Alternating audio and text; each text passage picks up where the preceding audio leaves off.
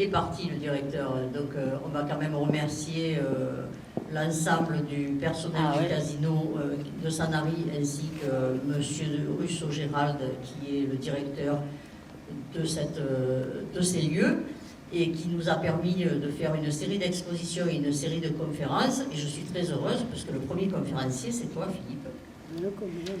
Je ne vais pas dire ta biographie, parce que tu la connais certainement mieux que moi, donc tu vas te présenter pendant 2-3 minutes peut-être, parce que s'il y en a qui te connaissent, il y en a qui ne te connaissent pas.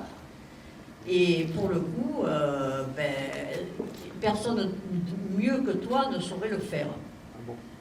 Voilà. Donc merci, et puis cet après-midi va bien se dérouler avec quelque chose de très passionnant. Moi j'en suis convaincue parce que j'ai entendu plusieurs conférences et que j'ai lu tes livres.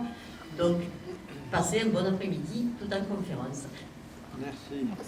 Bon, donc il s'agit de la mythologie sumérienne, ou plutôt de la civilisation sumérienne. Alors qu'est-ce que c'est et pourquoi est-ce qu'on doit s'y intéresser? Pourquoi est-ce qu'on peut s'y intéresser?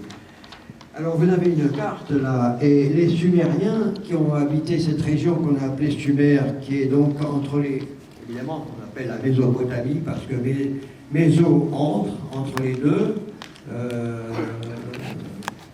Potamie, l'eau, donc toute cette région qui est entre les deux fleuves, le Tigre et l'Euphrate. Hein, il est du grec évidemment, Hippo c'est le cheval, Hippopotame, c'est le cheval des eaux, et là, c'est la terre qui est entre les eaux. Alors, finalement, à l'heure actuelle, mais on ne sait pas d'où viennent ces gens, puisqu'on ne trouve aucune autre langue qui y ressemble, et on ne trouve non plus aucun peuple qui peut dire qu'il est venu, il est parti de cette région. Il est arrivé comme c'était tombé du ciel, il n'est pas tombé du ciel. Alors finalement, il n'y a qu'une explication qui vaut ce qu'elle est, mais qui n'est pas reconnue scientifiquement parce qu'il n'y a pas vraiment de preuves, c'est seulement une déduction logique.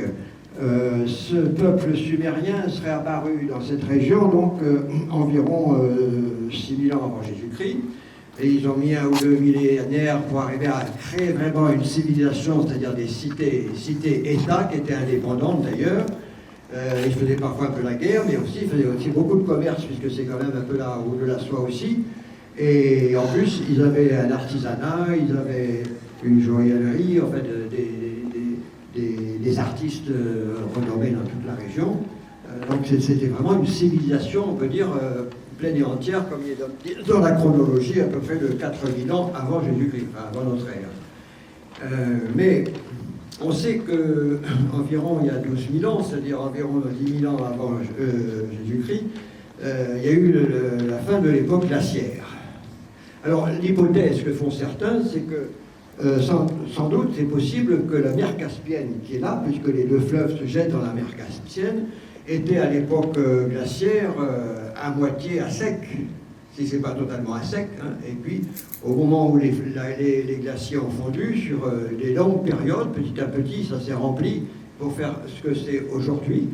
Il y a eu d'autres périodes chaudes où l'eau était beaucoup plus haute que ce qu'elle est aujourd'hui d'ailleurs. Et on pourrait en déduire que ces peuples, petit à petit, s'apercevant que l'eau était derrière elles et qu'elles commençaient à avancer, ont remonté, et finalement jusqu'à arriver à l'entre-deux fleuves. Hein, là, il n'y a pas la mer Caspienne, mais on voit très bien qu'en fait, ils peuvent très bien être venus de là.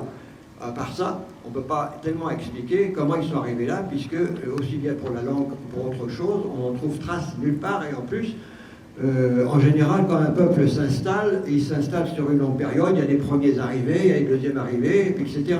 Puis à un moment donné, bon, ça fait un peu... Là, ils sont comme s'ils étaient arrivés tous plus ou moins brutalement dans cette région. Donc il y a un peu que parce qu'ils ont suivi l'eau qu'on peut expliquer ça. Cela dit, bon, où sont les preuves? Il faudrait que l'Ifremer aille dans la mer Caspienne à 2-3 000 mètres et puis aille voir s'il y a des vestiges. Comme personne ne l'a fait encore, on ne peut pas le savoir. Donc on va quand même s'intéresser à cette civilisation parce qu'elle est assez extraordinaire.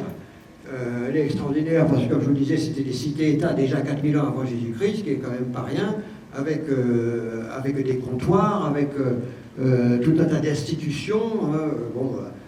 Après, c'était un peu plus tard, mais le code d'Hammurabi, c'est 1700 avant Jésus-Christ. Déjà, c'est le premier code civil, enfin entre guillemets. Hein, voilà. Donc c'est une véritable civilisation, donc ça, on peut s'intéresser à elle, non seulement pour tout ce qu'elle a apporté dans toute la région, et on le découvrira aussi à l'Occident. Hein. C'est la base de l'Occident. Pendant longtemps ça a été caché, mais il faut dire que quand même les Grecs qui sont, qu'on dit avoir apporté une partie de la civilisation occidentale, eux se sont beaucoup inspirés aussi à Sumer. Et d'autre part, évidemment, vous devez le savoir, les Sumériens ont été les premiers à inventer l'écriture, si on peut dire.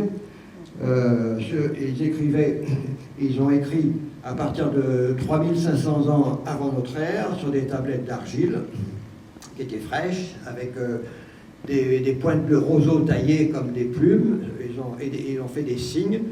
Et c'est la première écriture qui a existé au monde. Parallèlement, évidemment, il y avait les hiéroglyphes égyptiens à quelques centaines d'années près, c'est à peu près pareil, mais est-ce qu'on peut en parler d'une véritable écriture pour les hiéroglyphes? Dans cette région-là, 2 ou 3 000 ans avant, il y avait très peu de gens, évidemment. C'est pour ça que les Sumériens ont pu venir, on ne sait pas d'où, mais ils sont venus. Et ces autochtones de l'origine écrivaient des glyphes sur des pierres, avec des sortes de pictogrammes, mais ce n'était pas non plus une écriture, et ça c'était 9000 ans avant, donc très proche de cette écriture qui est arrivée, qui a commencé aussi par des pictogrammes, parce que comme c'était des agriculteurs et des commerçants surtout, il fallait bien qu'il y a un moment donné, quand une agriculture commence à se développer, il faut savoir combien on a vendu de bœufs, combien on a, etc. Donc évidemment, il fallait inventer les chiffres, si on peut dire, ou une numération, disons, et puis surtout écrire ce que c'était à chaque fois, et qui bénéficiait de tel achat ou de telle vente.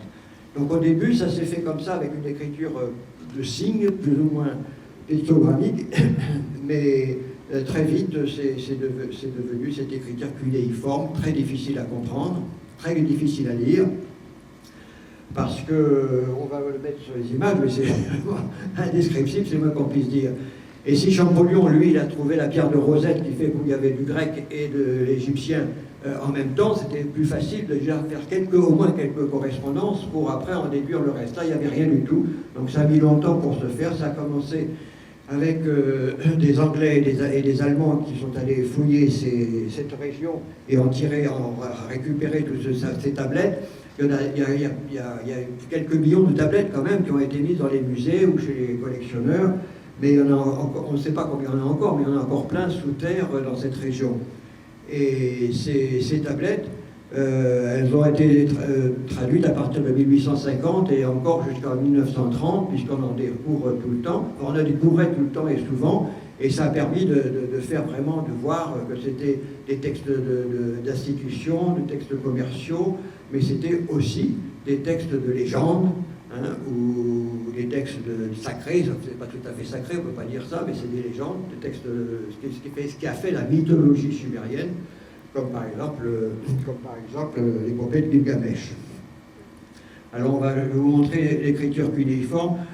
En attendant, je veux dire pourquoi aussi c'est important pour nous de parler de la civilisation sumérienne, c'est que l'un des plus grands savants français qui ont étudié cette civilisation, évidemment en accord avec des Américains comme Cramer, etc., ou des Anglais, c'est quand même Jean Bottero. Et Jean Bottero est mort il y a une quinzaine d'années, et c'est un Provençal, il est né à Valoris, et il est mort à Bandol, ici, puisque à la fin de sa vie, disons que toute sa famille s'était retrouvée à Bandol, puisque quand il était en activité, il était plutôt domicilié à Paris. Voilà, donc Jean Bottero, c'est celui qui a écrit ce livre, c'est celui qui a écrit...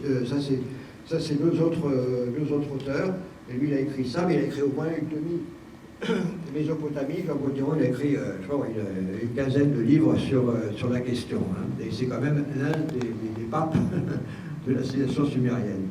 Et les signes qui sont... c'est vrai, vous vous rendez bien compte que là, quand il a fallu traduire ça, c'était quand même un peu difficile. Et alors, c'est aussi au départ grâce au nom de personnages illustres de cette région et de cette époque, dont certains avaient été repris par la Bible. Donc, on a le nom biblique, finalement, devait être assez proche de l'autre. Donc, c'est comme ça qu'ils ont commencé, hein, mais c'est un travail très ardu. Alors, avant les écrits, ou même peut-être 7 ou 8 000 ans, ils étaient là. et avant de mettre en œuvre vraiment une civilisation.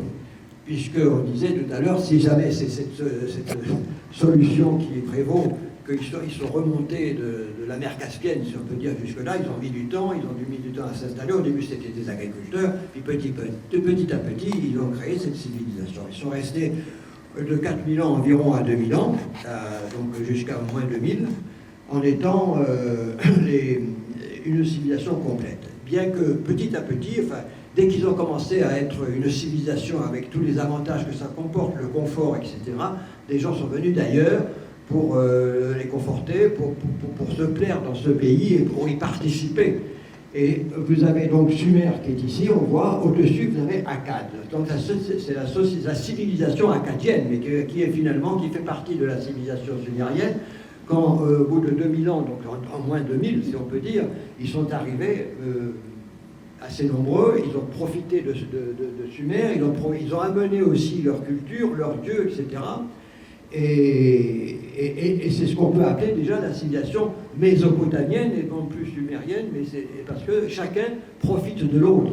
Il n'y a même pas eu besoin de combat, puisqu'ils sont venus en amis, en aidant, et puis ils sont fondus dans une société. Après, plus tard, ça a été un peu plus compliqué, hein, puisque dans le temps, dans la chronologie, vous voyez que bien plus tard, vous avez Babylone qui se crée finalement en tant que civilisation, puisque Sumer a disparu en tant que Sumer, puisque c'est devenu Akkad, les Akkadiens. Et ensuite, celui qui a pris le pouvoir, hein, vous avez Sargon, je crois que c'est le premier empereur, disons, mais assyrien, donc c'était encore en haut. Donc tout ça se sont fondus en civilisation qui a grandi en Mésopotamie, entre les deux fleuves, jusqu'à remonter donc plus haut que Akkad, c'est la Syrie. Voilà. Donc avant donc Babylone, c'est après une des guerres entre Babylone, la civilisation babylonienne, et puis la civilisation assyrienne qui est arrivée au-dessus. Les Akkadiens sont venus plutôt, eux ils venaient de l'Arabie, donc du sud-ouest, hein, alors que les Assyriens sont venus plutôt de l'Iran actuel. Hein, voilà. Et tout ça s'est fondu à partir de 1000 avant Jésus-Christ dans ce qu'on appelle la civilisation mésopotamienne. Les Mésopotamiennes.